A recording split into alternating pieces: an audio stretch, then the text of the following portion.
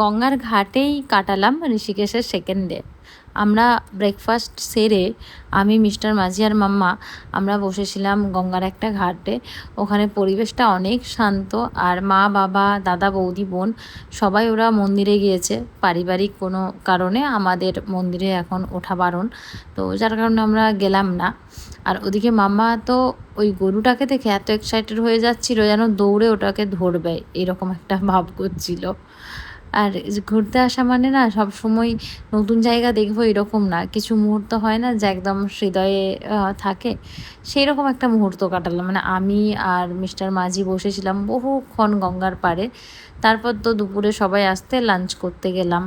Lunch সেরে বিকেলে এসেছিলাম এই যেটা গোয়া বিচ নামে বিখ্যাত ঋষিকেশে, এখানে এসেছিলাম, যেটা রামঝুলার একদম পাশেই পড়ে।